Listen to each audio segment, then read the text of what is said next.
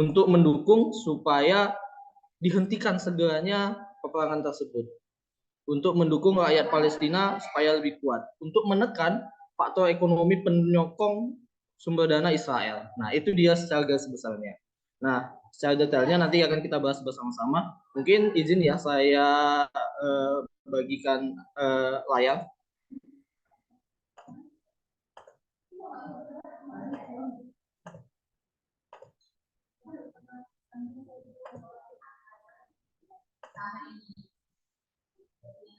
Ini layarnya apakah sudah tampak?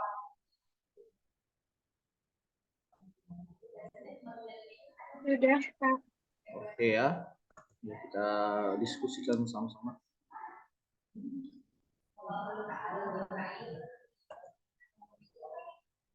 Oke, boycott, divestment, and sanction. Jadi kita mau membahas pada pagi ini itu fenomena BDS. Bagaimana kondisi perdagangan di Indonesia.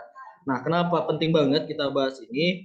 Karena kita tahu BDS ini sekarang sudah sangat trending dan sangat berdampak di masyarakat. Bukan hanya di Indonesia, tapi juga di seluruh dunia. Digaungkan banyak. Kan? Dibandingkan beberapa tahun terakhir, gerakan BDS ini sudah mencapai puncak yang luar biasa akhir-akhir ini dan berdampak secara real di masyarakat, bukan hanya gambaran kecil tapi secara real. Nah, kita mau bahas nih, bagaimana jika ini terus berlanjut, bagaimana dampaknya terhadap perekonomian kita dan apa yang harus kita lakukan untuk menyikapinya supaya kita tidak salah langkah terhadap isu BDS ini. Nah, pembahasan yang nanti saya bawa itu ada 3 poin penting ya. Yang pertama itu apa itu BDS movement? Yang kedua, bagaimana BDS dari sudut pandang Islam? Dan yang ketiga, bagaimana dampak ekonomi BDS? Karena di poin ini kita harus paham apa itu BDS movement dulu.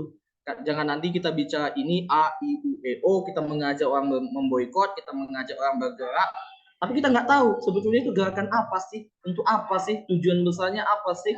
Ketika orang nanya, lo mau ngapain?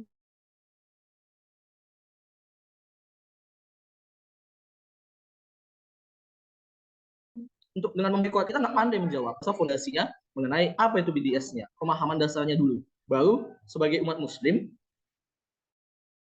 tentu kita juga memiliki pedoman hidup, yaitu Al-Quran, As-Sunnah, dan pandangan ulama. Nah, bagaimana sudut pandang kita sebagai pemuda Muslim untuk menyikapinya? Apakah sudah tepat? Apakah ada kekeliruan? Atau bagaimana?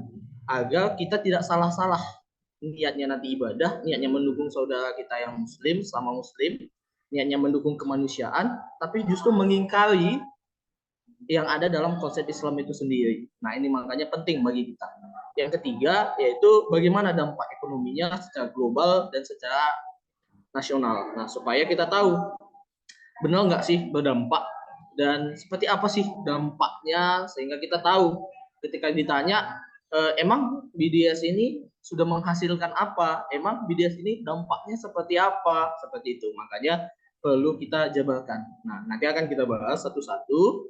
Nanti juga mungkin pemaparannya saya sampaikan, nanti bahan materi ini mungkin akan di-share juga oleh panitia kepada peserta, karena bahan mungkin sudah saya kasih ya, jadi bisa nanti buat dipelajari juga di rumah jika kurang jelas. Nanti juga nanti ada sesi diskusi ya kalau nggak salah. Mbak Alia nanti Mbak apa ada sesi diskusinya ya? Betul, Kak. Ada sesi diskusi. Ya, nanti kalau ada yang kurang jelas nanti kita bahas bersama ya. Oke, kita bahas ke poin pertama dulu. Apa itu BDS movement? Nah, seperti yang tadi saya sampaikan, BDS movement ini perlu kita jabarkan dulu, perlu kita kaji dulu apa dia secara garis besar.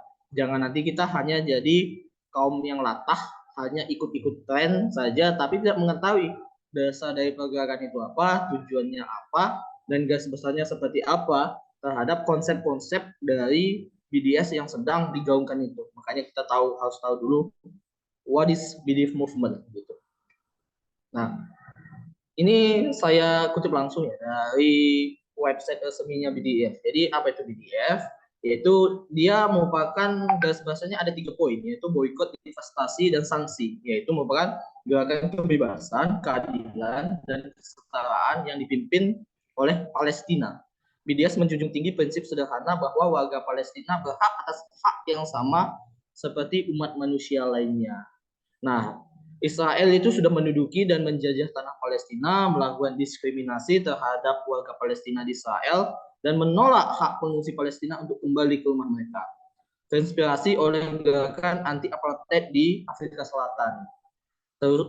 Seruan BDS mendesak tindakan untuk menekan Israel agar mematuhi hukum internasional. BDS kini menjadi gerakan global yang dinamis, terdiri dari serikat pekerja, asosiasi akademis, gereja, dan gerakan akar rumput di seluruh dunia.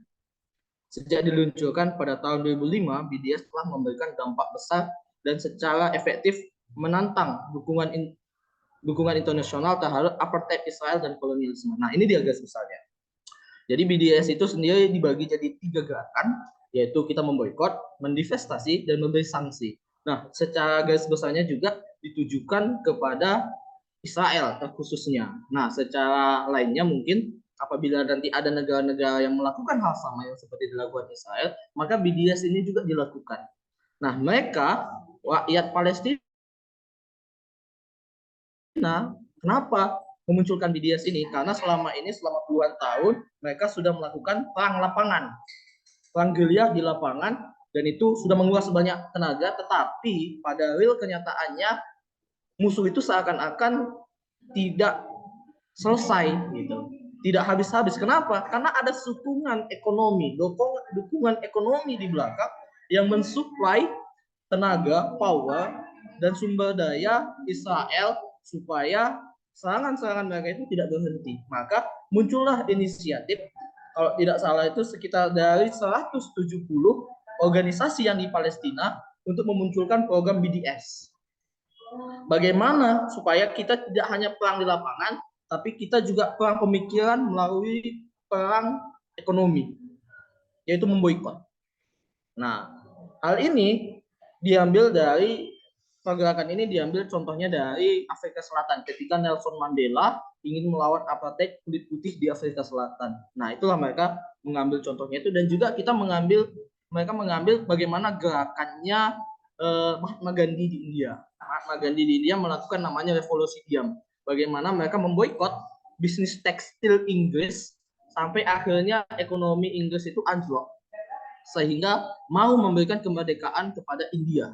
Nah, itulah secara garis besar. Jadi perangnya itu bukan hanya perang lapangan, bukan hanya perang fisik, tapi mulai dari perang pikiran, gozol fikir, sampai dia ke perang ekonomi melalui gerakan boikot. Karena inilah yang bisa dilakukan oleh rakyat Palestina, mengajak dunia untuk memboikot mereka. Karena kalau kita akui secara di lapangan, produk-produk Israel itu sangat banyak.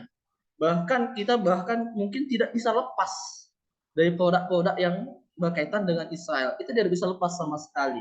Meskipun kita melakukan BDS, pasti akan ada produk-produk yang tidak terfilter sama kita.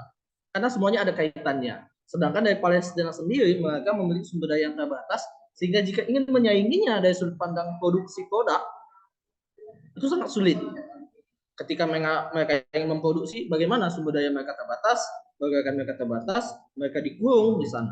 Sehingga mereka cuma bisa melakukan seruan aksi ke dunia melalui BDS ini. Itulah munculnya BDS sejak tahun 2005. Berarti sudah ada selama kurang lebih itu 18 tahun gerakan ini berjalan sampai saat ini, dan pada saat ini semakin masif. Kita lihat bukan hanya umat muslim yang melaksanakannya, tapi setiap insan manusia yang merasa kemanusiaan itu sedang dilecehkan di bumi Allah ini. Nah, secara garis besar BDS itu dibagi menjadi 3 gerakan. Ya. Yang pertama itu memboikot, yaitu melibatkan penarikan dukungan dari rezim apartheid Israel, keterlibatan lembaga-lembaga olahraga, budaya, akademis Israel, dan dari semua perusahaan Israel dan internasional yang terlibat dalam pelanggaran hak asasi manusia Palestina. Jadi yang pertama yang mereka ajak adalah yuk boikot. Mari kita beralih, jangan gunakan produk-produk Israel lagi. Itu yang pertama kali mereka lakukan. Makanya ini yang sangat ngetrend, yang kita ketahui, yang sangat general di antara kita mengenai gerakan ini, di antara 2 gerakan lainnya. Bahwasanya ada nih produk, misalnya air mineral, produk dari Danone atau Nestle, atau misalnya junk food, kita kenal KFC, McD, Pizza Hut, Starbucks, dan sebagainya, yang itu sumber dananya itu memiliki afiliasi dengan Israel.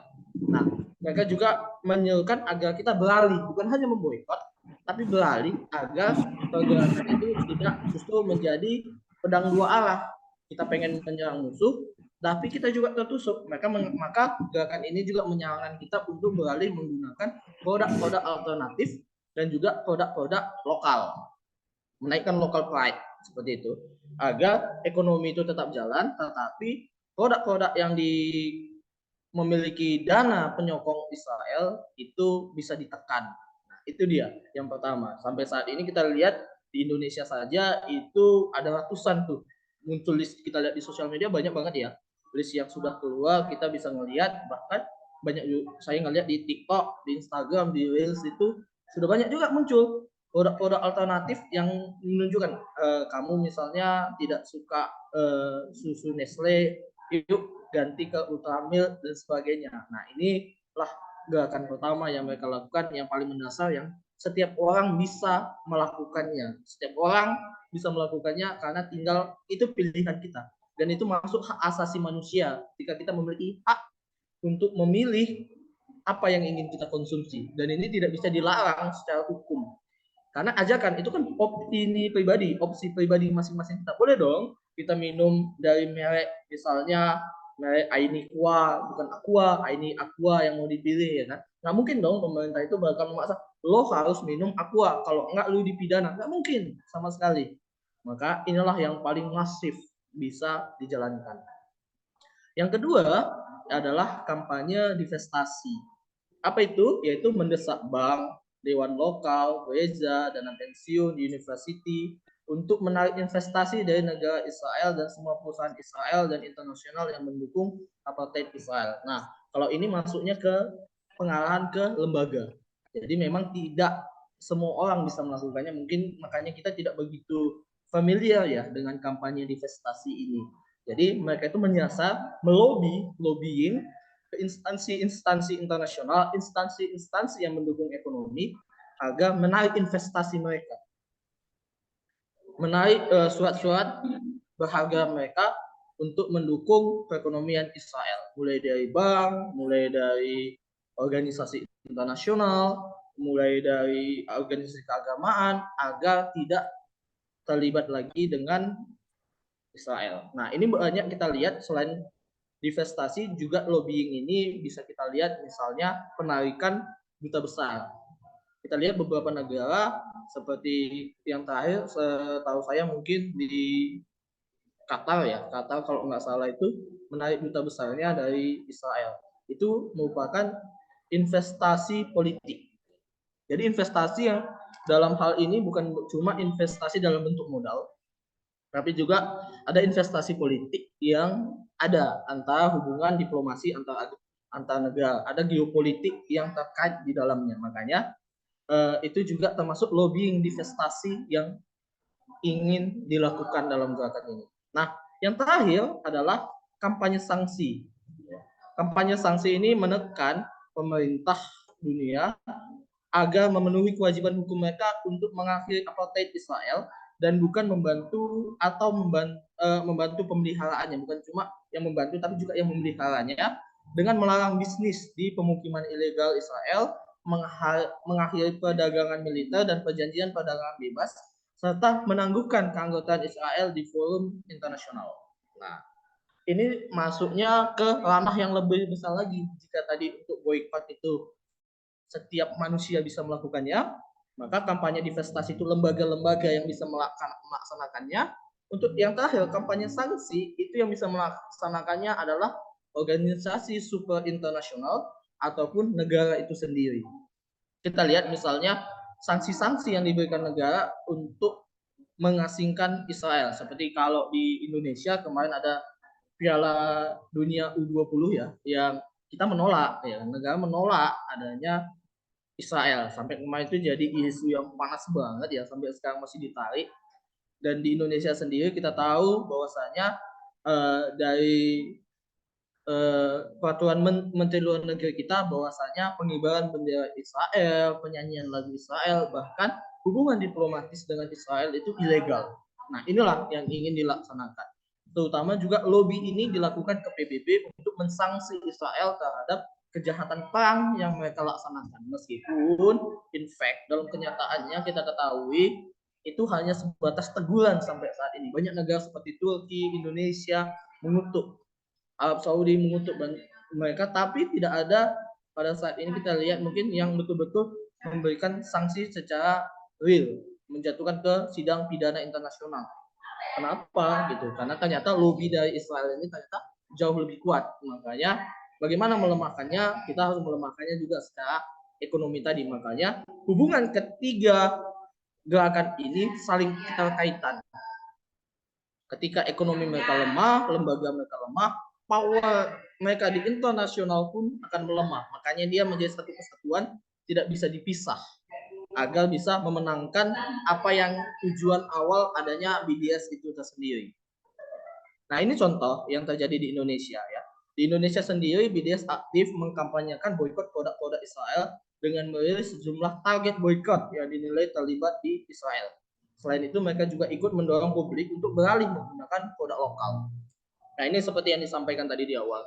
Selain memboikot, mereka mengalihkan ke produk lokal. Nah, dalam menyikapi hal ini kita juga harus pahami bahwasanya secara ekonomi itu kita paham dalam bisnis itu ada namanya pemegang modal. Jadi dalam suatu perusahaan itu tidak melulu satu perusahaan itu pemegang modalnya tunggal hanya Israel, tidak. Ada juga banyak pemegang modal di dalamnya. Misalnya bisnis franchise, McD kan, meskipun terkait dengan Israel, kita tahu di Indonesia banyak juga pebisnis lokal yang terlibat ada sahamnya di dalam. Nah, tapi ini tujuannya adalah kita memboikot secara yang mana yang terlibat real besar dengan Israel. Juga kita tahu juga ada produk-produk alternatif yang diberikan ya, yang tidak terlibat dengan Israel, tapi setelah ditelisik ada juga perusahaan penyokong dananya. Jadi bukan perusahaan induknya. Misalnya perusahaan A dia punya pemegang dana itu perusahaan B. Di perusahaan B itu juga ada pemegang dana di perusahaan C. Di perusahaan C inilah ada kaitannya dengan Israel. Pada kenyataannya kita tahu dalam bisnis makro seperti itu. Maka apa yang harus kita lakukan dalam memboikot ini? Kita harus bijak. Kita harus bijak. Selain kita jelas memboikot produk-produk yang secara garis besar sudah jelas untuk mendukung Israel, ya. Bahkan kayak kemarin itu di dunia freelance ya, desain grafis, ada website namanya Freepik untuk menjualan desain, itu mereka mengkampanyekan jelas silahkan ini donasikan, akan kami donasikan langsung ke Israel katanya. Maka itulah yang diboikot. Nah, bagaimana dengan produk-produknya yang tadi seperti yang dibilang tadi, perusahaannya itu yang penyokong dananya lah yang terlibat dengan Israel, bukan perusahaan itu sendiri. Maka kita harus pandai memfilternya dengan baik. Mana nih yang betul-betul substansinya betul-betul bisa diganti, mana yang tidak. Karena secara kenyataannya kita tidak bisa real 100% memboikotnya. Nggak bisa. Ada produk-produk yang sama sekali itu belum ditemukan penggantinya. Dan kalaupun ada penggantinya ini maka penyokong dananya ada keterlibatan dengan Israel. Maka pilihlah sebijak mungkin perusahaan-perusahaan yang paling minim terikatannya dengan Israel. Yang paling minim dalam hukum Islam itu istilahnya itu jika kalian lihat dua perkara yang terdapat mudarat di dalamnya, maka pilihlah jika tidak ada pilihan lain, pilihlah yang paling kecil mudaratnya dan paling besar manfaatnya bagi kalian. Nah, itulah basicnya ketika kita memfilter mana produk yang mau diboikot. Karena kita pada kenyataannya banyak produk itu sama sekali tidak bisa terlepas dengan sokongan dana Israel. Karena kita tahu bankir dunia, pemegang modal saham internasional itu mayoritas mereka Zionisnya gitu. Nah, lanjut ke poin kedua. Tadi kita sudah membahas ya what is BDS. Jadi kita harap teman-teman setidaknya sudah paham secara basic apa itu BDS. Ketika ditanya BDS itu apa sih? Apa sih tujuan besarnya dan apa sih yang mereka lakukan? Nah, sudah tahu. Tinggal bagaimana kita menguatkan literasi lagi. Silakan teman-teman nanti baca jurnal atau membaca artikel-artikel lain yang mendukung argumen tersebut. Nah, selanjutnya kita perlu paham juga sebagai umat muslim bagaimana kita menyikapinya. Bagaimana Islam memandang BDS itu sendiri. Sudut pandangnya seperti apa sih dalam Islam? Nah, ada banyak dalil yang mendukungnya. Pertama kita ambil dalil dalam Al-Quran, yaitu Quran Surat Al-Hajj ayat 40 yang berbunyi, yaitu orang-orang yang diusir dari kampung halamannya tanpa alasan yang benar hanya karena mereka berkata, Tuhan kami adalah Allah. Seandainya Allah tidak menolak keganasan sebagian manusia dengan sebagian yang lain, tentu telah dirobohkan biara-biara, gereja-gereja, sinagog-sinagog, dan masjid-masjid yang di dalamnya banyak disebut nama Allah. Sungguh Allah pasti menolong orang-orang yang menolong agamanya. Sesungguhnya Allah benar-benar maha kuat lagi maha perkasa. Di sini kita lihat ada penyebutan lafaz Allah maha kuat lagi maha perkasa yang menguatkan ketika umat muslim, ketika saudara kita itu diusir, dijajah, maka kita wajib melakukan pembelaan. Maka kita wajib menjaganya. Jika tidak, maka rumah-rumah Allah akan habis. Dan jika Allah mau berkehendak, maka musuh itu akan kalah. Dalam Quran surat Al-Baqarah juga disebutkan, dan perangilah mereka sehingga tidak ada lagi fitnah, dan sehingga ketaatan itu hanya semata-mata untuk Allah. Jika mereka berhenti dari memusuhi kamu, maka tidak ada pemusuhan lagi kecuali terhadap orang-orang yang zalim. Nah, ini secara dari Al-Quran. Di sini menegaskan sebagai umat muslim, kita itu agama yang rahmatan lil alamin, damai, cinta damai. Dan kita tidak pernah memulai peperangan. Ya, umat muslim tidak pernah memulai peperangan. Tapi apabila kita diusir, kita dijajah, kita dilawan, kita yang dizolimi, maka perangilah, kata Allah. Jadi kita tidak pernah memulai perang, tetapi kita bagaikan lebah. Apabila kita diserang, kita serang balik yang lebih tajam. Maka kita bukan orang yang zalim, bukan orang yang suka perang. Kita nggak suka perang, kita cinta damai, tapi kita punya hak untuk hidup. Allah memberikan hak kita untuk bertahan, Allah memberikan hak kita mencintai tanah air kita. Maka pertahankanlah. Kita tahu juga dalam hukumnya syahid, orang yang mempertahankan haknya ketika sedang direbut dan dia wafat, maka dia mati syahid. Maka inilah para ulama kita menjadi landasan untuk kita berjuang untuk membela saudara kita di Palestina, membela saudara kita yang sedang terjajah. Nah, dalam hadis dari Abdullah bin Umar radhiyallahu anhu berkata, Rasulullah SAW bersabda, seorang muslim saudara terhadap sesama muslim, tidak menganiayanya dan tidak akan dibiarkan dianiaya orang lain. Dan siapa yang menyampaikan hajat saudaranya, maka Allah akan menyampaikan hajatnya. Dan siapa yang melapangkan kesusahan seorang muslim, maka Allah akan melapangkan kesukarannya di hari kiamat. Dan siapa yang menutupi aurat seorang muslim, maka Allah akan menutupinya di hari kiamat. Hadis riwayat Bukhari dan Muslim. Nah, di sini jelas. Di sini dikatakan bahwasanya Rasulullah sudah menyatakan, maka kita harus membela saudara kita. Apabila saudara kita memiliki hajat, seperti ini hajatnya, tolong bantu kami, boikot mereka. Kita bantu sampaikan ke publik, kita bantu mengajak, kita bantu menyampaikan dan membela saudara kita yang sedang terzalimi dalam hadis tersebut. Nah, dalam pandangan ulama juga ada beberapa, saya kutip. Yang pertama itu pendapat Imam An-Nawawi dalam Syarah Sahih Muslim, yaitu telah ijma atau sepakat seluruh umat Islam keharusan urusan dengan ahli zimah dan lain-lain orang kafir selagi mana urusan niaga itu tidak jatuh dalam perkara haram. Tetapi umat Islam tidak boleh atau haram hukumnya menjual senjata kepada musuh Islam sedang memerangi Islam, dan tidak boleh juga membantu mereka dalam menegakkan agama mereka. Jadi disampaikan Imam An-Nawawi, maka apabila ada musuh yang sedang memerangi Islam, haram hukumnya kita membantu mereka. Haram hukumnya kita menguatkan agama mereka. Haram hukumnya kita menguatkan ekonomi mereka, termasuk ekonomi mereka. Maka disinilah alasan boikot itu dilaksanakan. Pendapat Syahid Ramadan Al-Bauti dalam fatwa-fatwanya lebih keras lagi.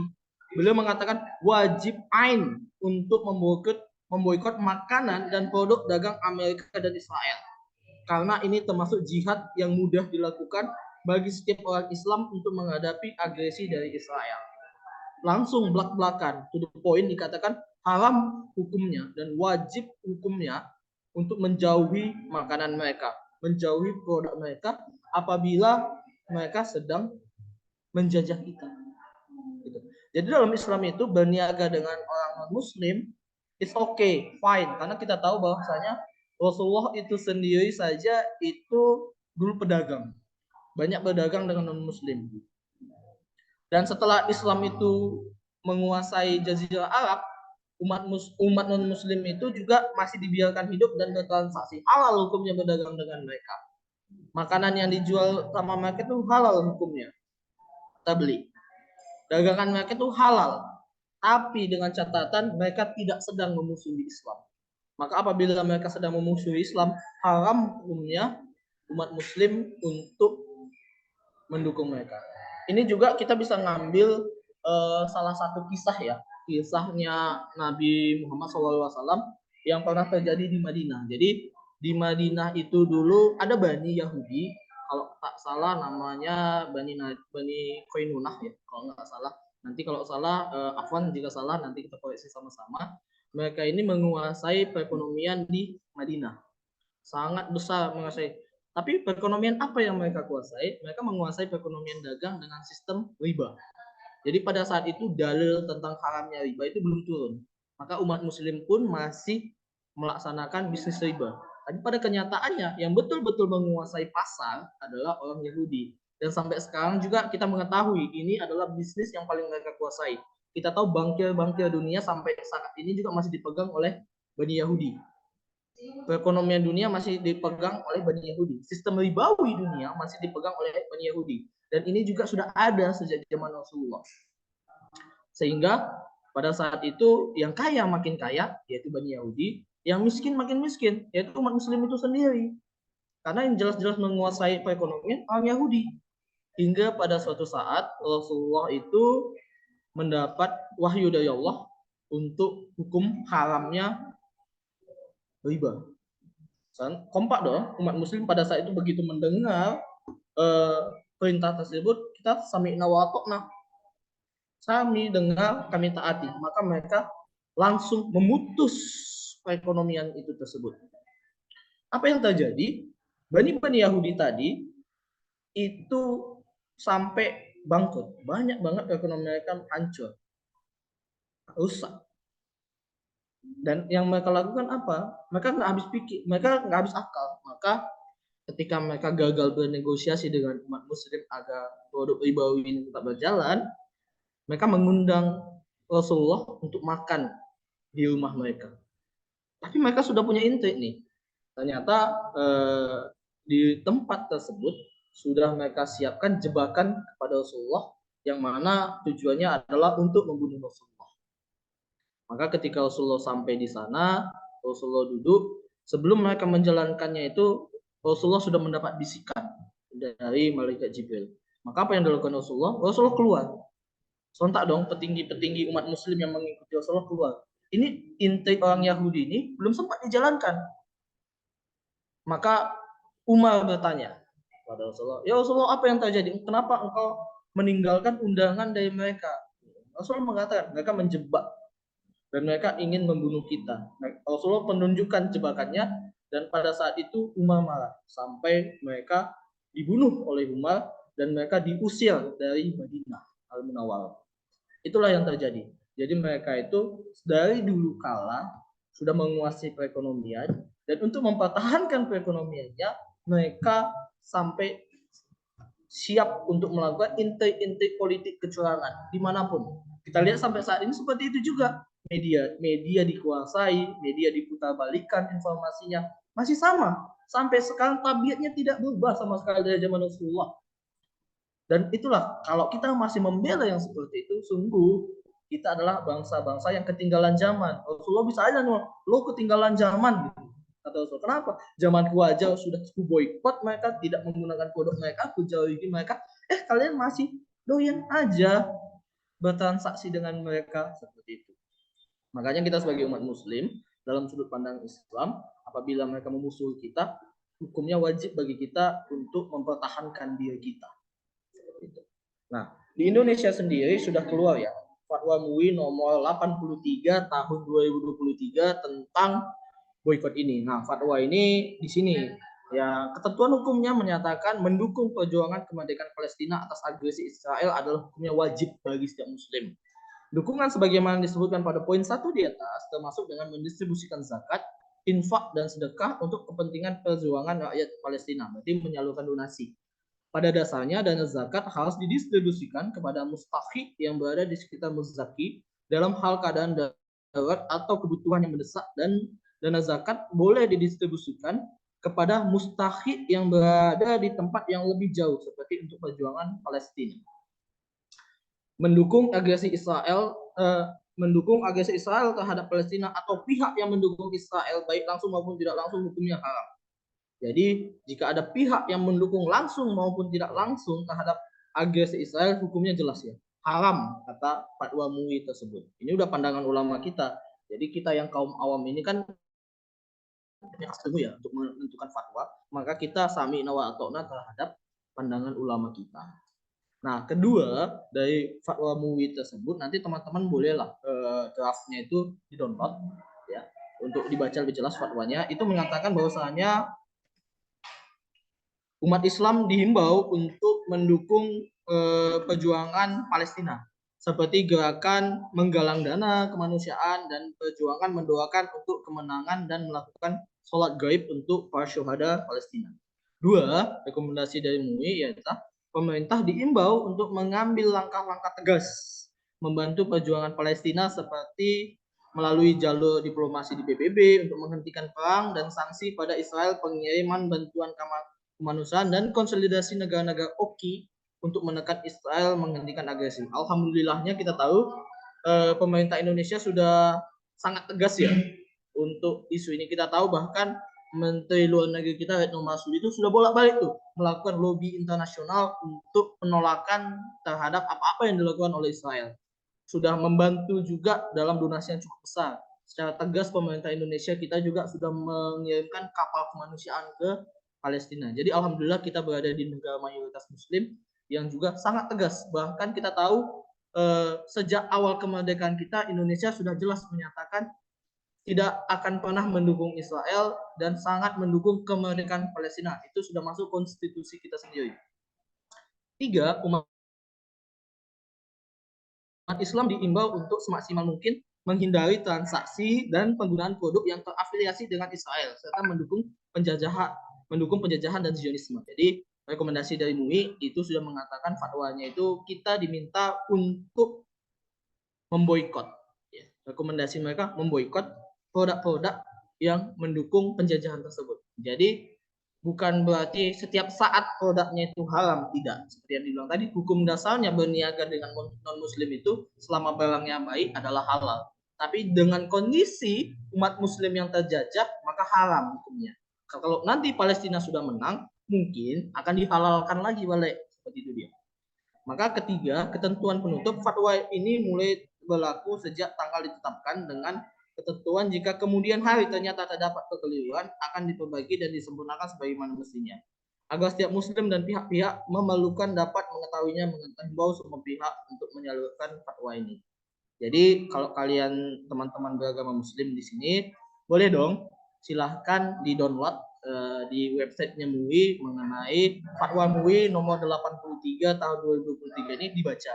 Karena di situ sangat jelas, selain rekomendasi fatwa sudah ada dilampirkan juga dalil-dalilnya, baik secara Al-Quran, hadis, fikihnya, pandangan ulama, dan rekomendasi lainnya. Sehingga kita jelas nih kalau ditanya orang, kalau kita umat muslim, kenapa memboikot? Ada dalil-dalil yang jelas yang sudah disampaikan oleh ulama-ulama Indonesia. Itu saya sangat merekomendasikan teman-teman untuk membaca fatwa MUI tersebut untuk insight kita, memahami konsep berpikir bagaimana kita menghadapi isu boikot ini. Nah, baru kita masuk ke poin ketiga atau poin terakhir ya. Bagaimana dampak ekonomi BDS ini yang terjadi di masyarakat. Nah, jadi kita sudah paham nih apa itu BDS. Sebagai umat muslim juga kita sudah tahu bagaimana sudut pandangnya menghadapi BDS, menyikapi produk BDS ini, BDS movement ini, bagaimana kita menyikapinya, kita sudah tahu.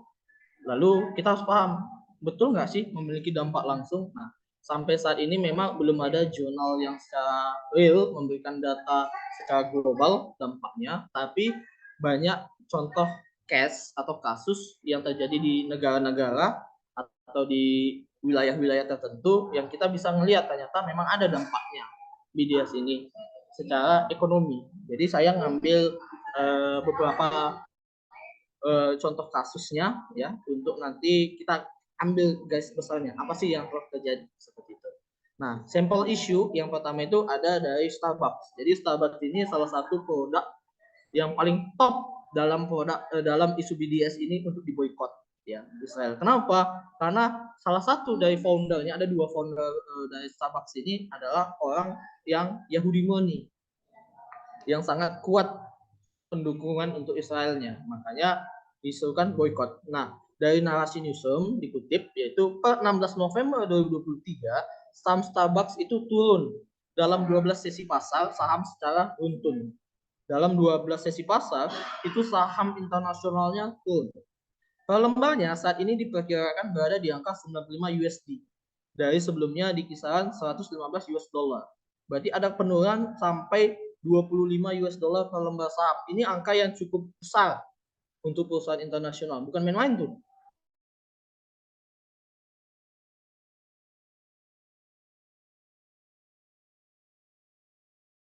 Tertinggi tahunan dengan kurs rupiah. Sekarang kurs rupiah itu ada di kisaran 15.000 berapa gitu dikalikan 11 miliar US dollar, maka itu udah angka yang luar biasa. Mungkin sudah bisa menutupi APBN suatu negara tertentu gitu saking besarnya. Hal tersebut jadi yang terburuk sejak Starbucks pertama kali melantai di bursa saham pada tahun 1992. Jadi ini aja secara global, kasus globalnya di salah satu produk internasional itu Starbucks, itu mereka mengalami keterpurukan nilai saham terburuk sepanjang sejarah perusahaan mereka berdiri karena adanya boykot ini semenjak di tahun ini. Dan kalau saya baca dari info berita yang ada, bukan hanya masyarakat yang memboikot, bahkan mereka juga diboikot oleh banyak daerah itu yang pegawainya sendiri yang memboikotnya, sehingga sangat berdampak. Mungkin teman-teman bisa ngelihat lah di wilayah-wilayah teman-teman lingkungan hidup bagaimana kondisi Starbucks di sana. Apakah ada penurunan omset pembelian atau tidak? Karena kalau di tempat saya sendiri di Medan itu omset penurunannya itu nampak. Kita bisa ngelihat dari pelanggan-pelanggannya yang biasa itu penuh, itu ada penurunan yang signifikan. Gitu. Meskipun tetap ada yang mengkonsumsinya gitu. Kita nggak bisa mungkin 100% langsung memboikot ya. Pasti tetap ada juga teman-teman kita yang masih mengkonsumsinya seperti itu. Nah, di beberapa negara contohnya ini ada di Maroko ya. Starbucks itu sampai mengumumkan hengkang mulai 15 Desember. Di Maroko itu sampai mengumumkan mereka bakal hengkang dari negara tersebut karena dampak dari penurunan nilai modal saham mereka yang sangat anjlok besar-besaran secara internasional sehingga mereka tidak kuat lagi untuk menghadapinya. Inilah yang terjadi. Jadi kalau kita lihat ini bukan hanya menerpa satu produk, tapi jelas ini salah satu sampel untuk dapat kita lihat gambarannya secara general bahwasanya produk-produk yang lain juga pasti mengalami hal yang serupa. Cuma mungkin yang paling berdampak pada saat ini paling nampak ada di Starbucks karena mereka masuk jajaran yang paling tinggi tuh, yang paling sering diangkat namanya. Starbucks, McD, Pizza Hut, KFC, itu yang paling sering muncul namanya. Unilever, maka mereka lah yang paling terasa dampaknya. Ini juga tetap berdampak dengan perusahaan-perusahaan yang lain. Otomatis dapat dipastikan sokongan dana mereka kepada Israel pasti akan menurun. Kita lihat sendiri kalau dari berita terbaru itu Israel itu untuk melakukan agresi militernya kepada Palestina itu sehari itu menghabiskan dana sekitar bermiliar-miliar rupiah per harinya. Kalau nggak salah sekitar 50 miliar rupiah per hari atau berapa angka kisarannya kalau nggak salah 50 miliar per hari. Dan ini bukan angka yang kecil sehingga mereka membutuhkan anggaran negara yang sangat besar. Dan selain sokongan dana dari USA, karena kemarin itu parlemen USA sudah mengetok palu untuk mendukung dana ke Israel, mereka juga dapat dana bantuan dari banyak perusahaan-perusahaan internasional. Seperti misalnya kita tahu di awal kemarin berita yang cukup viral, McD menyalurkan burger mereka untuk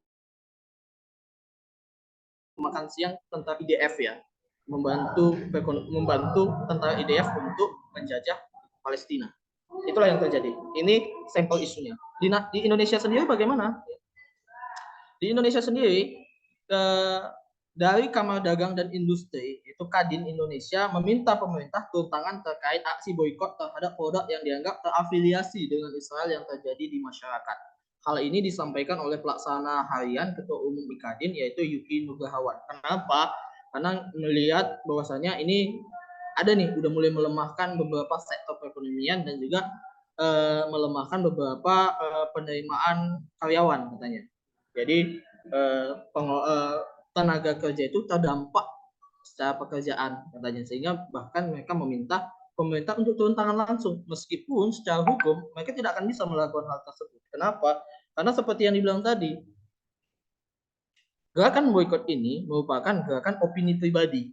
Jadi masing-masing kita yang menentukan berapa besar kita memboikot, apa-apa aja yang kita boikot. Nggak mungkin karena kita ini negara yang demokrasi dan negara yang bebas aktif, tidak mungkin kita dibatasi apa-apa aja yang harus kita beli. Pemerintah tidak bisa mewajibkan kita untuk membeli satu produk karena kita bukan negara sosialis komunis yang produk-produknya itu ditentukan oleh pemerintah. Nggak bisa. Maka ini mungkin hanya bisa anjuran. Kalaupun pemerintah turun tangan, mereka cuma bisa mengeluarkan anjuran untuk menghadapi isu ini. Nah, ini yang terjadi. Kemudian dari harian Kompas disampaikan bahwasanya penjualan produk kebutuhan harian menurun di angka 15 sampai 20%. Sedangkan produk harian itu sampai 80% dan menyumbang 20% dari total penghasilan. Nah, ini dia. Bahkan sampai angka penjualan produk harian itu di retail atau di market itu menurun sampai 15 dengan 20% dibanding angka semula. Jadi jelas sangat berdampak ya. Ini yang terjadi secara garis besar mengenai dampak sementara yang muncul. Tapi di lain kesempatan ternyata ada isu yang baik juga yang terjadi, yaitu apa? Dikutip dari littleproject.idn mengatakan bahwasanya di Indonesia merek Amerika anjlok di angka 50-60% trennya, sedangkan merek lokal itu meroket sampai 200%. Omset mereka turun hingga hampir 60%, bahkan di beberapa daerah lebih besar berbanding terbalik dengan keadaan merek lokal di Indonesia. Data parkiran bahkan menunjukkan naiknya jumlah pengunjung sebesar 5% dibanding hari-hari di luar isu boykot. Jadi ternyata secara penjualan memang kita sedang melemah, tapi secara branding terjadi penguatan di produk-produk kita. Di produk-produk asing, produk-produk franchise luar yang masuk ke Indonesia, itu ada penurunan tren popularitas. Sedangkan produk-produk lokal kita, local pride, itu menaik sampai angka 200%, 2 kali lipatnya dibanding isu-isu. Bahkan secara data parkiran ya, bukan data pembelian, berarti kendaraan yang diparkir di situ, berapa jumlah datanya, apanya, ini kan ada biasa di Dinas Perhubungan, itu ada peningkatan di toko-toko lokal di angka 5%. Ada penaikannya. Memang kecil, tapi jika terus diteruskan, maka ini akan berdampak perekonomian secara signifikan yang terjadi. Nah, inilah yang terjadi. Lalu, ini yang terakhir, dalam hal ini, bagaimana kita menyikapinya, nanti sisanya kita lanjut dalam sesi diskusi ya. Yang pertama, kita harus memahami isu yang berkembang. Seperti yang tadi disampaikan di awal, kita banyak orang Indonesia itu punya tipikal orang yang ikut-ikutan. Ya, ada tren ikut, tapi tidak memahami konsep dasar dari tren yang berlaku. Makanya kita sebentar ya.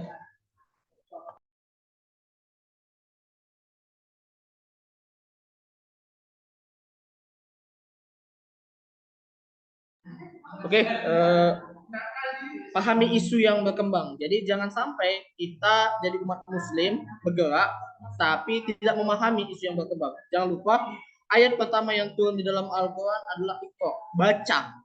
Bahkan Allah memerintahkan kita untuk membaca agar memahami apa sih sebetulnya yang terjadi, apa sih BDS ini, kenapa sih kita melakukannya, agar yang kita lakukan tidak menjadi pedang bermata dua. Tidak salah yang kita lakukan. Jangan nanti tujuan kita ingin mendukung saudara-saudara kita di Palestina justru menghancurkan perekonomian kita di Indonesia itu sendiri. Justru menyerang kita sendiri. Yang kedua, yaitu adalah kita harus saling support. Kita harus saling support. Kita tahu dikatakan bahwasanya Muslim itu adalah satu tubuh. Apabila salah satunya terluka, maka yang lain juga akan merasakan sakitnya. Yang lain juga terluka. Maka kita harus mampu menguatkannya. Kita harus saling support. Ketika ada isu yang menyerang saudara kita, maka kita harus bijak menyikapinya, tahu apa yang harus kita lakukan, tahu mengefektifkannya. Jangan sampai blunder. Dan kemudian untuk mengenai perekonomian, salah satu yang saling support ini adalah perkuat local pride dan UMKM. Memang benar, hal boykot ini di Indonesia, gerakan boykot ini di ekonomi Indonesia, jika kita lihat dalam jangka pendek, itu akan buruk. Dalam jangka pendek, secara perekonomian itu buruk. Kenapa? Kita melihat dari data tadi bahwasanya adanya penurunan penyerapan tenaga kerja karena penurunan modal yang terjadi di perusahaan-perusahaan. Penjualan juga menurun. Nah, itu secara jangka pendek. Tapi jangka menengah dan jangka panjangnya itu akan sangat baik di Indonesia. Kalau jangka pendek, kita tidak menutup mata dan kita mengakui memang memiliki dampak negatif terhadap ekonomi kita dalam jangka pendek. Karena modal itu berkurang, angka konsumsi berkurang, serapan tenaga kerja berkurang. Otomatis ini sangat kurang bagus nih yang terjadi. Tapi jangka menengah dan panjangnya bagus. Kenapa? Ini harus kita pahami bahwasanya by data tadi kita melihat bahwasanya angka local pride-nya meningkat.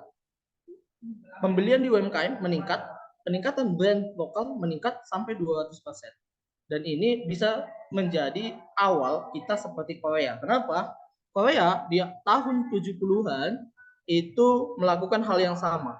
Mereka melakukan boykot terhadap produk Jepang dan Cina. Kita tahu bahwasanya Korea itu nggak akur ya dengan Jepang. Mereka punya sentimen dengan Jepang. Maka pada tahun 70-an mereka memboikot produk Jepang dan Cina yang masuk ke Korea. Dampaknya seperti apa? Awal-awal mereka struggle untuk menyeimbangkan perekonomian mereka. Lama-kelamaan, mau tidak mau, produk lokal itu harus didukung oleh pemerintah. Mau tidak mau, warga lokal pasti mengkonsumsi produk lokal. Mau tidak mau, inovasi-inovasi akan tumbuh di produk-produk lokal kita sehingga mereka semakin kuat dalam jangka waktunya. Hingga sekarang kita tahu banyak produk raksasa, perusahaan raksasa yang lahir di Korea seperti Samsung, LG, Hyundai, ya kan, TBS, YG Entertainment, ya kan. Kita tahu banyak kita tahu banyak produk yang asli Korea. Bahkan sekarang kita tahu di dunia itu pasar produk Korea itu sudah mulai mengalahkan pasar Jepang. Kalau orang-orang K-popers itu nyebutnya Hallyu, gelombang budaya Korea. Bahkan mereka punya kementerian budaya mereka untuk mengembangkan pop culture mereka di dunia. Kenapa? Karena mereka mengedepankan local pride.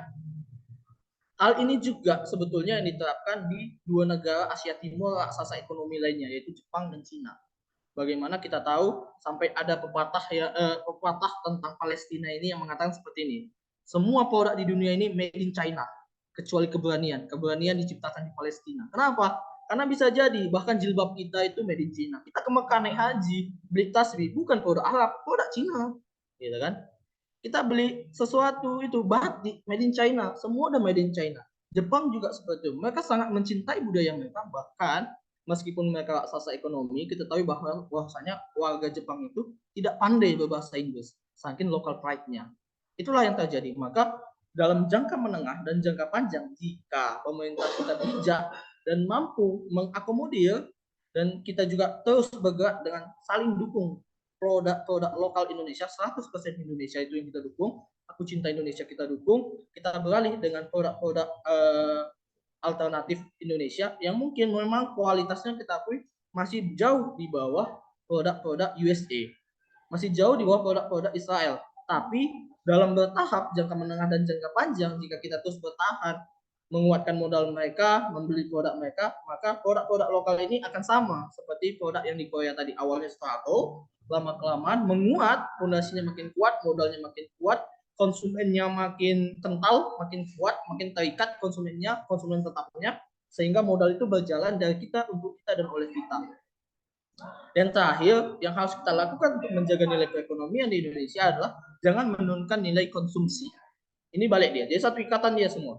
Jangan menurunkan nilai konsumsi. Kita memboikot, ya kan? Kita memboikot nih, tapi efeknya kita mengurangi nilai konsumsi kita. Terakhir apa? Modal yang berputar di pasar itu menurun. Modal yang menurun di pasar akan melemahkan perekonomian.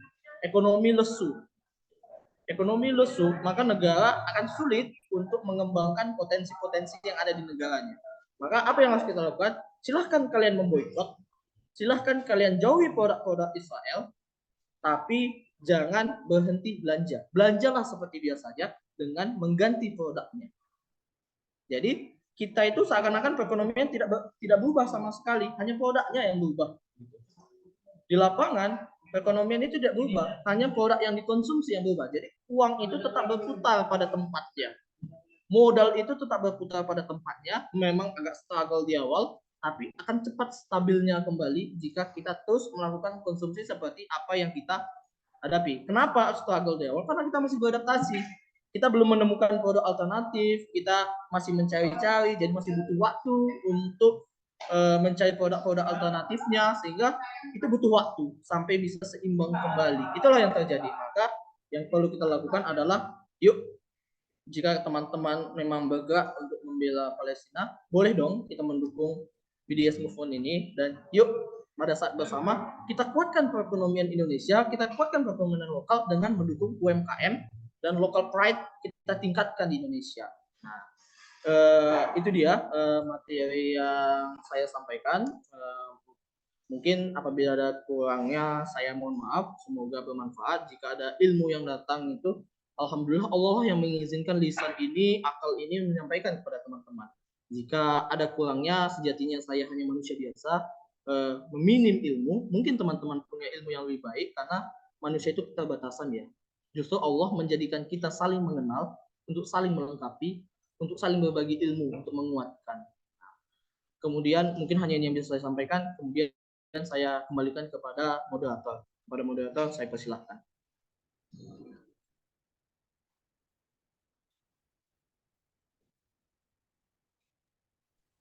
Baik, terima kasih kepada Kak Dimas atas materi yang Masya Allah sekali, luar biasa sekali, dan tentunya memberikan wawasan baru bagi kita semua.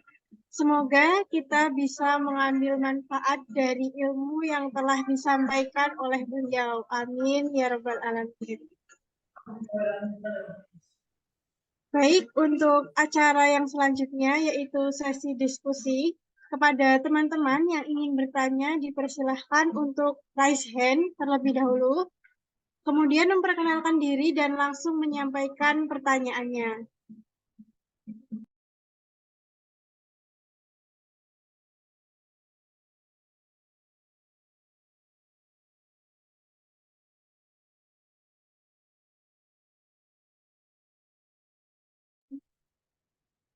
Baik, mungkin bisa langsung saja.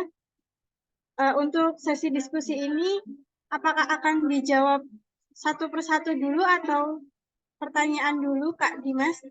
Mungkin bisa dikumpulkan aja dulu pertanyaannya, biar mana tahu nanti ada pertanyaan yang ternyata terkait, tidak perlu diulang gitu menjawabnya, boleh digabung nanti kan menjawabnya gitu. Baik, Kak. Baik, kepada Yusra dari Kasei Al-Irsyad, dipersilahkan. Baik, terima kasih kesempatannya moderator. Sebelumnya izin nggak bisa on cam ya Kak ya. Perkenalkan saya Yusra Wirayuda, bisa dipanggil Yusra, dari UIN Syekh M. Jamil Jambe Bukit Tinggi, jurusan Ekonomi Islam. Nah sebelumnya saya cukup excited dengan gerakan boykot produk-produk yang pro Zionis ya. Karena berdasarkan pemahaman saya, apabila perusahaan manufaktur industrialisasi mereka itu melemah, maka dalam beberapa waktu mereka akan perekonomian mereka akan lumpuh gitu.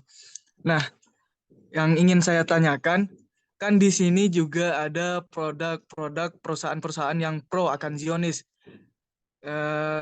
Otomatis perekonomian mereka akan menurun, pendapatan mereka akan menurun, sehingga terjadinya pemangkasan tenaga kerja.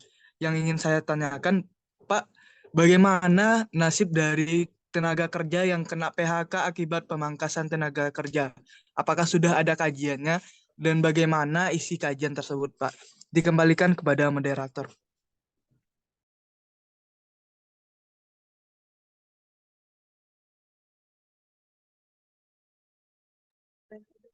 Baik, terima kasih atas pertanyaannya, sangat bagus sekali.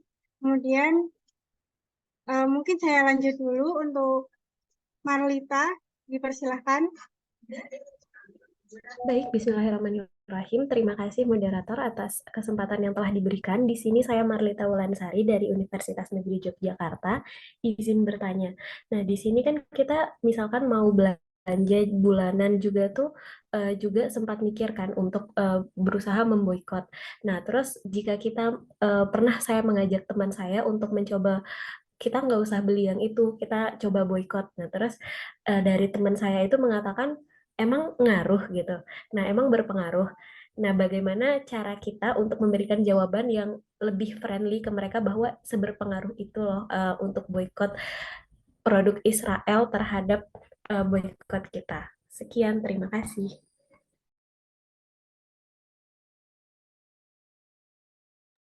Baik, terima kasih kepada Marlita sudah menyampaikan pertanyaannya yang sangat kritis sekali. Nah, apakah ada yang masih ingin ditanyakan? Baik, kepada Amalia, dipersilakan. Baik, Kak Moderator, terima kasih atas kesempatannya. Saya ingin bertanya, sebelumnya saya Amalia Nurul Alifah, izin bertanya kepada Kak Dimas, kan memang benar akhir-akhir ini tuh masyarakat tuh sedang gencar-gencarnya, semangat-semangatnya melakukan boikot. Namun, karena saking semangatnya, hingga ada beberapa barang itu yang sebenarnya tidak terlibat atau tidak pro dengan Israel, tapi ikut diboikot karena terpapar oleh berita hoax. Saya izin bertanya, bagaimana pendapat Kak Dimas terhadap kegiatan boikot yang salah sasaran tersebut? Kemudian apa yang dapat kita lakukan jika hal tersebut sudah terjadi dan cara menanggulanginya agar masyarakat itu tidak kembali salah sasaran untuk melakukan kegiatan boikot. Terima kasih sebelumnya.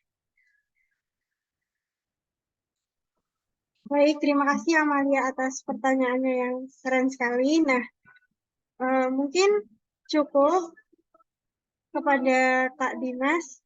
Saya persilakan untuk menjawab. Oke, Masya Allah ya, pertanyaannya luar biasa sekali dan cukup substansial ya terkait dengan materi yang dibahas. Nah, ya.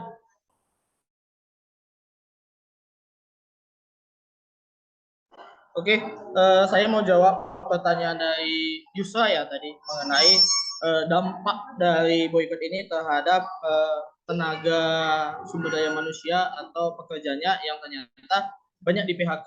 Seperti yang saya sampaikan di awal tadi, mau tidak mau memang kita tidak menutup mata di awal dampak dari boikot ini adalah negatif terhadap perekonomian kita. Itu real ya. Kita bicara nggak usah terlalu gombal lah ya kan. Memang real di awal itu pasti akan berdampak terhadap perekonomian dia. Kenapa? Karena angka penjualan retail itu menurun. Angka saham produk mereka itu menurun. Angka pembelian dan konsumsi itu menurun. Otomatis dana untuk pembayaran biaya tenaga kerja itu menurun. Dan solusinya pasti akan terjadi itu penurunan serapan tenaga kerja atau PHK di beberapa perusahaan. Nah, tetapi seperti yang disampaikan tadi, jika kita mampu bertahan secara jangka menengah dan jangka panjang, maka akan terjadi penguatan perekonomian yang lebih signifikan, bahkan lebih kuat dari yang di awal. Kenapa? Karena akan ada pengalihan pembelian tadi, duit tadi akan terus berputar dengan roda yang sama, tapi beralih perusahaan dengan penguatan local pride, penguatan UMKM, penguatan perusahaan-perusahaan lokal. Maka akan tumbuh perekonomian lagi, bahkan jika duitnya itu terus berputar, modalnya masih ada, yang ter-PHK tadi akan mampu membuka lapangan pekerjaan sendiri.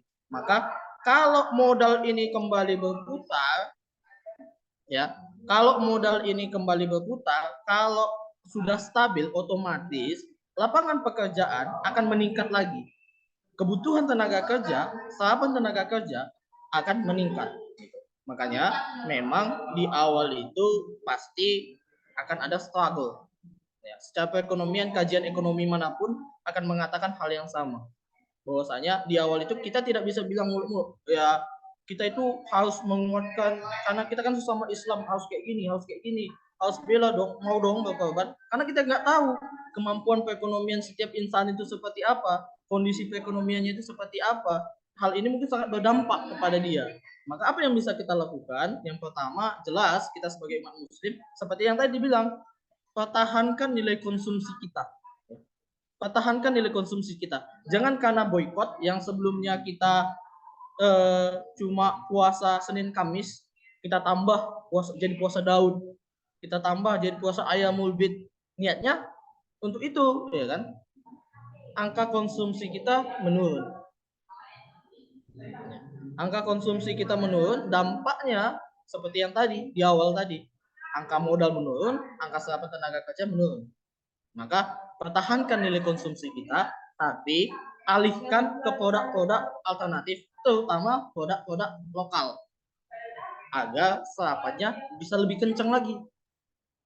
Misal nih, antum beli bakso di satu perusahaan nih, buatlah toko kedai bakso Mang Ojan namanya. Jika toko bakso Mang Ojan memiliki omset penjualan di awal itu 200 porsi per hari, tapi setelah boykot kita beralih beli di sana, dari pertama McD kita beli kan, kita alih makan bakso aja lah ke toko Mang Ojan, ya itu jadi 500 porsi per hari, pasti membutuhkan tenaga kerja tambahan.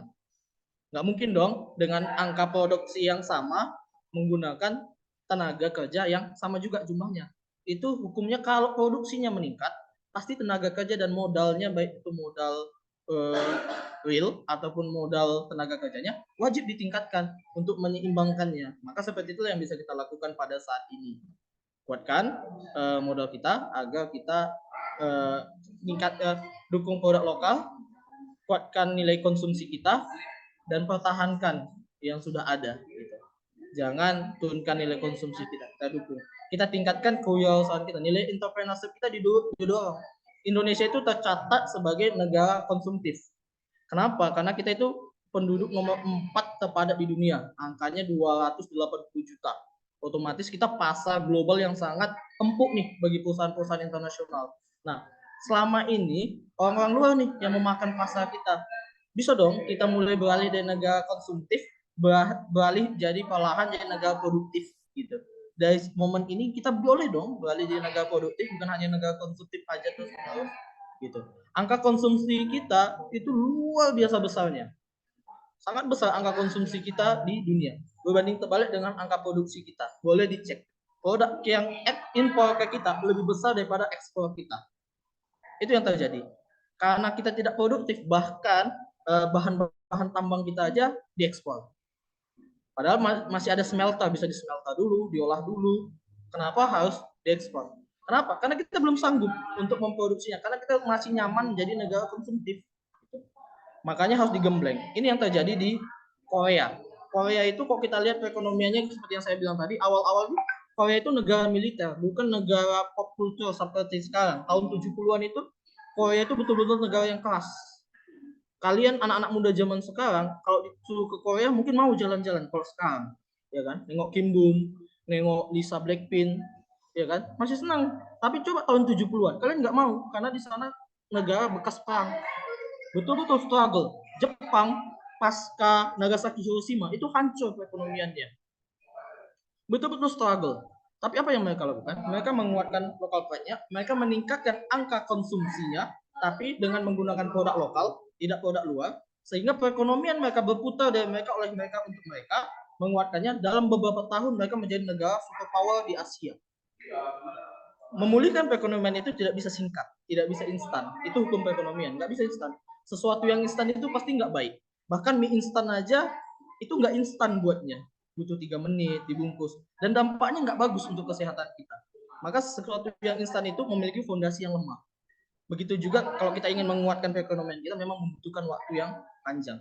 Mungkin seperti itu ya Yusra. Kalau ada kurang-kurangnya saya mohon maaf, karena saya bukan dosen ekonomi yang ilmunya sampai ke real-realnya banget ya kan. Nanti kapan-kapan kita diskusi lagi ya. Pertanyaan kedua tadi itu boleh diulang mungkin Kak Aisyah, pertanyaan keduanya seperti apa? Baik, untuk pertanyaan keduanya itu tentang bagaimana caranya agar kita bisa meyakinkan teman kita bahwa dengan memboikot produk pro-Israel itu berdampak bagi mereka, terutama dalam penjajahan Palestina. Oke, Intinya, ini ya, ini jawabannya bisa saya jawab dengan dua sudut pandang ya. Sudut pandang pertama, kita bisa jawab secara filosofi atau secara apa ya dibilangnya, secara nilai lah, nilai hikmah. Apa yang bisa kita lihat? Kita bisa petik dari kisah Nabi Ibrahim.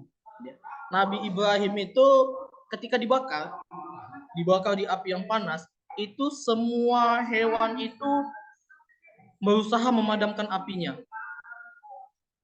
Tapi ada suatu momen ketika seekor semut itu meludahi api itu ditertawakan. Maka ketika ditanya, apa yang kau lakukan?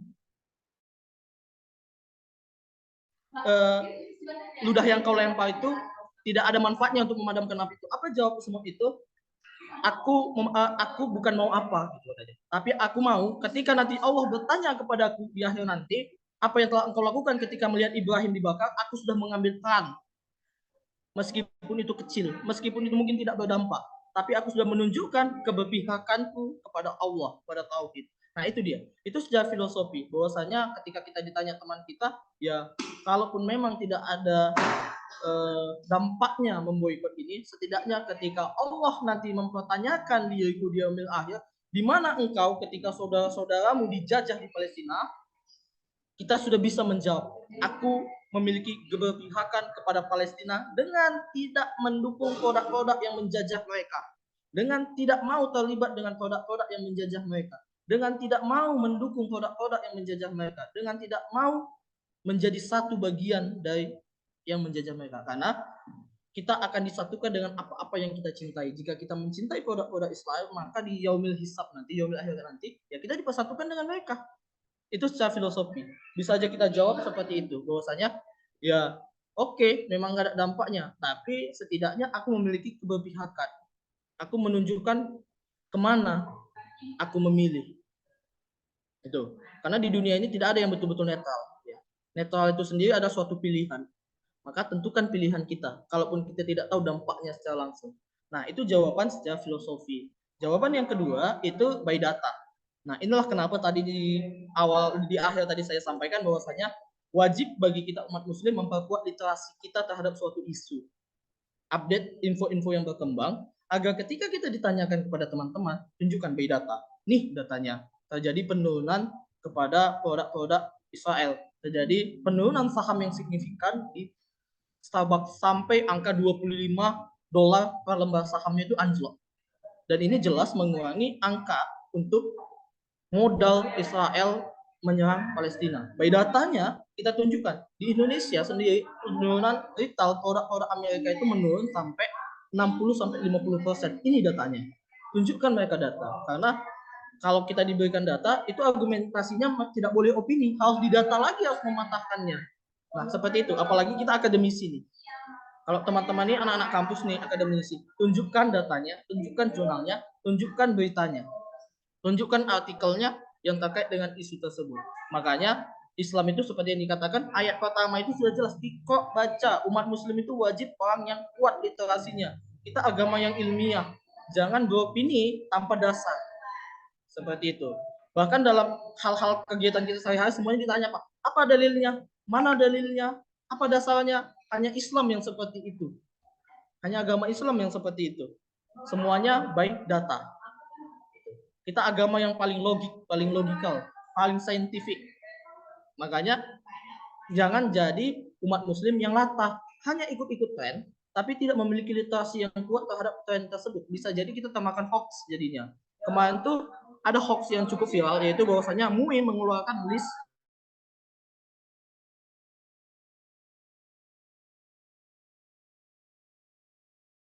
daftarnya. Kami cuma mengeluarkan fatwa rekomendasi untuk memboikotnya. Sedangkan listnya tidak pernah kami keluarkan. Tapi ini sudah tersebar di kalangan aktivis dan ini jadi blunder yang cukup viral gitu. Mengatakan MUI itu mengeluarkan listnya, padahal mereka tidak mengeluarkan listnya. Mereka cuma mengeluarkan rekomendasinya. Untuk apa yang diboikot diserahkan kepada umat untuk memilih dan bijak dalam memfilternya, seperti itu. Mungkin seperti itu ya pertanyaan yang kedua. Mungkin boleh dilanjut ke pertanyaan. Baik, terima kasih atas jawabannya. Untuk pertanyaan ketiga yang tadi itu mengenai pemboikotan yang pada waktu itu salah sasaran untuk perusahaan yang diboikot tersebut. Jadi menerima informasi yang salah seperti itu. Itu bagaimana ya, Kak? Oke, ini cukup penting ya. Jadi kita ingin memboikot produk-produk Israel, tapi kita tidak tahu nih produk apa aja yang diboikot. Sehingga kadang kita takut salah sasaran. Justru nanti perusahaan-perusahaan yang nyatanya malah mendukung Palestina itu yang kita boikot. Karena kita ngerasa itu. Salah satu perusahaan yang kena itu Jeko. Jeko itu kemarin itu diduga banyak banget sawah diduga produk Israel, padahal itu produk lokal punya Indonesia, lokal produk Jeko. Itu dampaknya. Padahal yang ke Israel itu Starbucks dan Dunkin Donat. Salah. Kenapa? Karena kita nggak paham, kita tidak tahu produknya. Makanya balik lagi ke yang tadi saya sampaikan, bahwasanya kita harus memperkuat literasi kita.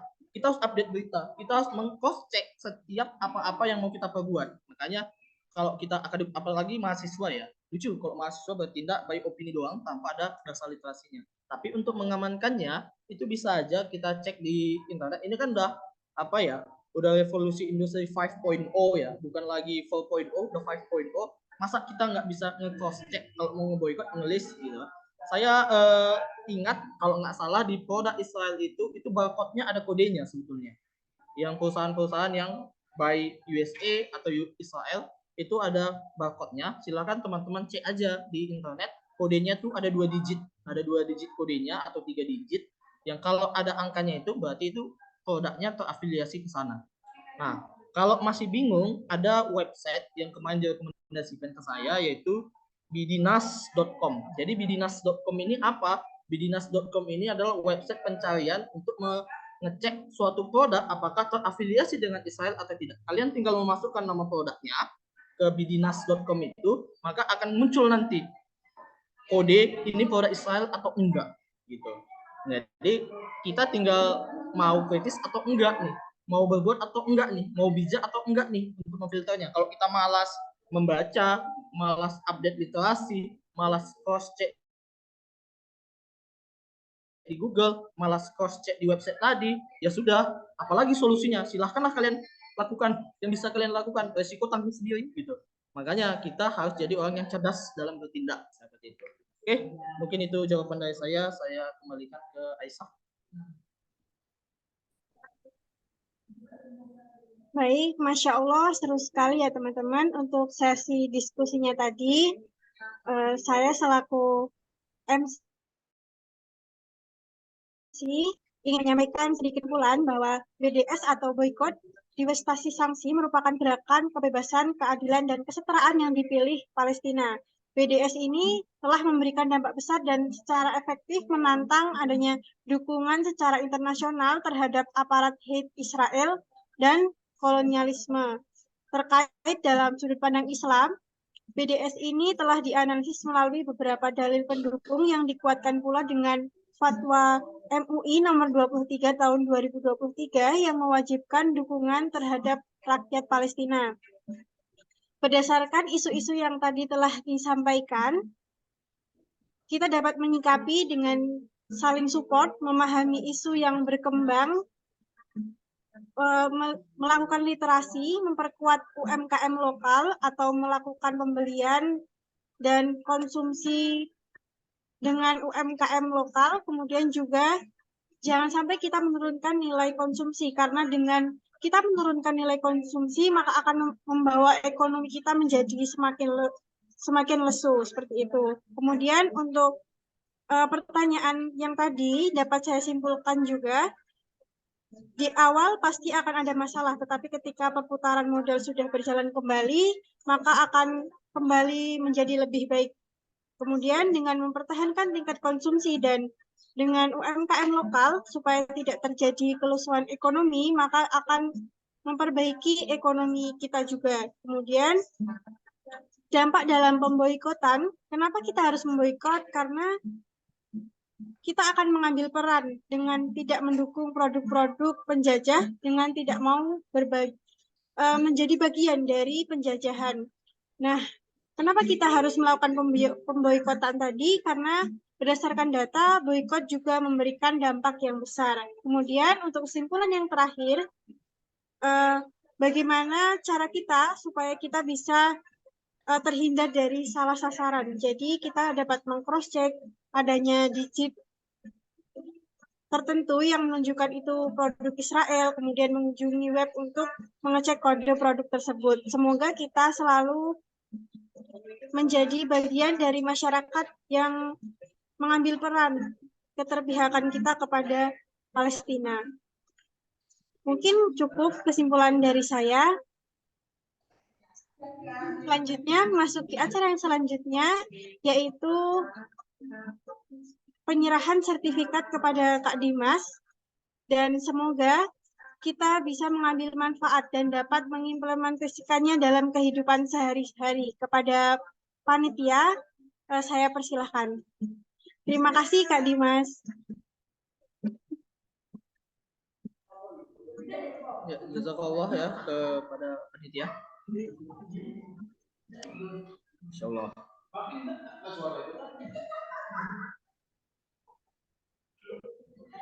Baik, apakah dari panitia sudah siap?